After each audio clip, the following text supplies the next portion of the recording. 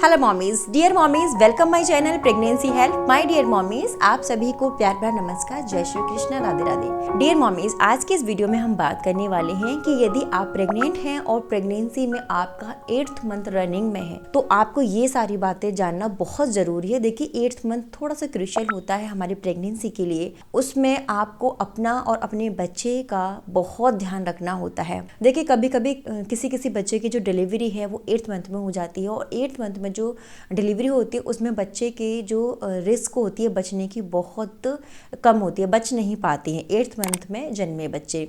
तो कोशिश करें उस मंथ में अपने आप को बहुत सेफ रखें। बहुत सारी बातें होती हैं जो कि मैं इस वीडियो में आपको बताने वाली हूँ, क्योंकि 8th मंथ में अगर बच्चा बच जाता है तो वो बहुत ही ज़्यादा लकी माना जाता है। अगर वैसे ऐसा होता नहीं है, बहुत ही रेयर केस में 8वें महीने में बच्चे जो जन्मे होते हैं वो बचते हैं। तो इसलिए 8वें महीने में क्यों इतनी सावधानी बरती जाती है, और आपका यदि 8वां महीना चल रहा है तो इन बातों को आपको एक डायरी ले लीजिए, उसमें पेन से नोट कर लीजिए कि आपको ये काम बिल्कुल भी नहीं करने और क्या क्या आपको करके रखना है। सबसे पहले 8वें महीने में देखिए कितना भी कोई बहुत कहीं आना जाना है आपको तो बिल्कुल अवॉइड कर दीजिए, बिल्कुल आप जाइए मत। अगर बहुत इमरजेंसी आ रही है आपको तभी आप जाइए, या फिर आपके डॉक्टर से विजिट है तभी आप जाइए घर से, अदरवाइज़ घर में ही रहिए, बहुत ज़रूरी है। ठीक है।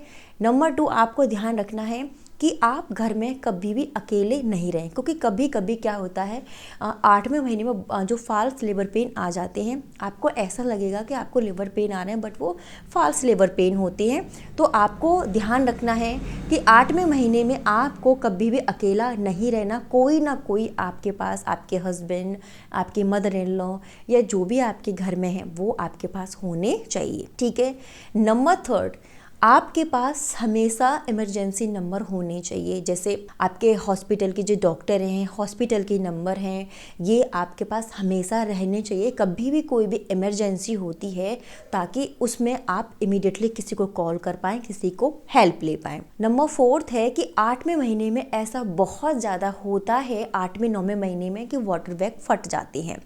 तो आपको 8वें महीने में बहुत ज़्यादा ऐसा कोई हैवी काम नहीं करना है, ना ही आपको सडनली उठना है, ना ही बहुत फास्ट बैठना है। फास्ट वाली चीज़ें आपको करने सारे काम है, लेकिन ऐसा कोई भी काम नहीं करना कि आप अचानक से धम से बैठ गए या फिर आप अचानक से उठ गए या बहुत ज़्यादा स्टेयर्स चढ़ रहे हैं। ठीक है। कोई भी ऐसा काम नहीं करना जिससे कि आपके पेट पर प्रेशर पड़े, क्योंकि जब भी आपके बॉम पर प्रेशर पड़ेगा तो आपका जो वाटर बैग है उसके फटने के चांसेस हो जाएंगे, वो फट सकता है। उसका जब सारा इम्यूनिटिक फ्लूइड निकल जाएगा तो ऐसी सिचुएशन में एक तो नॉर्मल डिलीवरी नहीं होती, सी सेक्शन ही होता है और बच्चे की जान को बहुत ज़्यादा खतरा हो जाता है। यार यदि आपको क्विक हॉस्पिटल नहीं मिलता या क्योंकि आपको हेल्प नहीं मिलती तो आपको ये बहुत बड़ी इसमें आपको प्रॉब्लम हो सकती है। नंबर 5वां पॉइंट है, जब भी आप बाथरूम में नहाने के लिए जा रहे हो, 8वां महीना चल रहा, 8वां या 9वां है, देखिए दोनों ही महीने बहुत ज़्यादा रिस्की होते हैं, बट 8वां महीना बहुत ज़्यादा रिस्की भरा रहता है हमारी प्रेगनेंसी के लिए। तो जब भी आप सुबह सुबह नहाने के लिए जाती हैं तो नहाते समय आप हमेशा पटले पर बैठकर, जो स्टूल है, पटला है, कुछ ऐसा ले लीजिए, उस पर बैठकर आप नहाइए, आराम से बैठकर आप नहाइए। और जो बाथरूम की जो कुंडी हैं वो आपको नहीं लगानी, अवॉइड करनी है कि वो आपको लगानी ही नहीं है। क्योंकि देखिए ऐसे केसेस बहुत सारे आए हैं कि जो प्रेग्नेंट लेडी होती है बाथरूम में नहा रही होती हैं, उनका पैर स्लिप हो गया। क्योंकि जब 8वां-9वां महीना होता है हमारा वेट बहुत ज़्यादा हो जाता है, हम काफ़ी ज़्यादा वेट पुट ऑन कर लेते हैं और हमारी जो चाल है वो बहुत ज़्यादा डिसबैलेंस हो जाती है, हम गिर जाते हैं, हमें बहुत संभल के चलना होता है। तो वो गिर जाती हैं, फिर अपने आप को उठा भी नहीं पाती, सिवियर प्रॉब्लम हो जाती है, बेहोश हो जाती हैं। अगर कुंडी लगी होगी तो आपको कोई भी इमीडिएटली नहीं बाहर निकाल पाएगा, लेकिन वो खुली होगी तो आराम से कोई भी अंदर आके आपको हेल्प कर सकता है, आपको हॉस्पिटल तक ले जा सकता है। ठीक है। तो कोशिश करें 8वें-9वें महीने में आपको जब भी आप बाथरूम में नहा रहे हैं तो कुंडी लगाने की आपको ज़रूरत नहीं है। अगर आपका प्राइवेट वॉशरूम है, बाथरूम है, और यदि आपका पब्लिकली है, एक ही बाथरूम को सभी लोग यूज़ करते हैं, तो आप बहुत सावधानी से नहाइए। ठीक है। लेकिन बैठकर बाल्टी से नहाइए, शावर मत लीजिए, बैठकर आराम से नहाइए, जिससे कि गिरने के की जो संभावना है वो बिल्कुल ख़त्म हो जाए। छठवां पॉइंट है कि हमारे जो पैरों में बहुत ज़्यादा सूजन आ जाती है, बहुत ज़्यादा स्वेलिंग आ जाती है, तो मतलब हमें चलने फिरने में भी दिक्कत होती है, पैरों में दर्द होता है, नीज़ में दर्द होता है, क्योंकि काफ़ी ज़्यादा बॉडी वेट है वो बढ़ जाता है। तो हमेशा रात के समय गर्म पानी लीजिए, उसमें आप सेंधा नमक डाल लीजिए, उसमें अपने पैरों को डालकर सिकाई करिए अच्छे से। थोड़ी देर सिकाई करेंगे तो आपको रिलैक्स मिलेगा, आपको अच्छी नींद आएगी। पैरों को आप स्ट्रेच कर सकते हैं, ठीक है। स्ट्रेच करिए तो आपका जो तनाव है वो ख़त्म हो जाएगा और आपको बहुत रिलैक्स मिलेगा।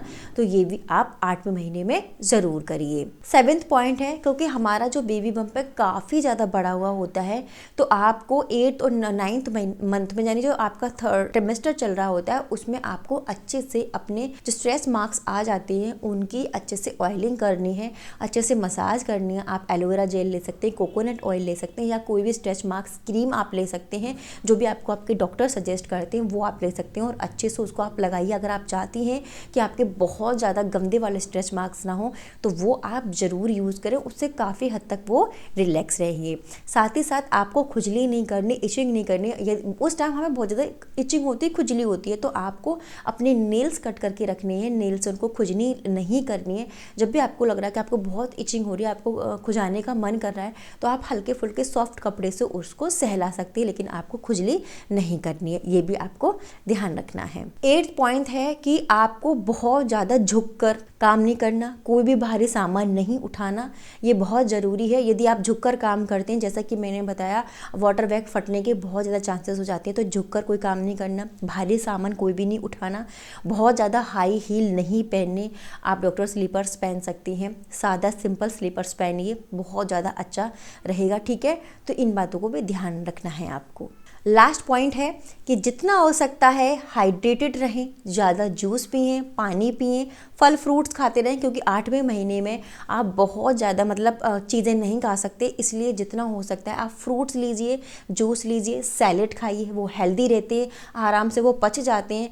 इस महीने में यदि आप बहुत ज़्यादा स्पाइसी या बहुत ज़्यादा हैवी फूड खाओगे, वो आपको एसिडिटी कर देगा, हार्ट बर्न कर देगा, बहुत दिक्कत कर देगा। इसलिए लाइट फूड आपको फूड खाना है, फ्रूट्स, जूस, यही सारी चीज़ें लेनी है जो कि आराम से पच जाएंगे और आपके हेल्थ के लिए भी बहुत अच्छी रहेंगी और बच्चे के लिए भी बहुत अच्छी रहेंगी।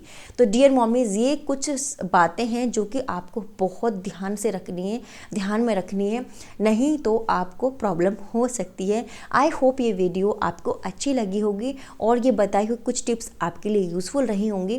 तो मैं उम्मीद करती हूँ कि आपको ये वीडियो अच्छी लगी। तो ऐसे ही मैं आपके लिए इंपॉर्टेंट वीडियोज़ लेकर आती रहूँगी। मैं नेक्स्ट वीडियो में मिलती हूँ नेक्स्ट टॉपिक के साथ। तब तक के लिए नमस्कार।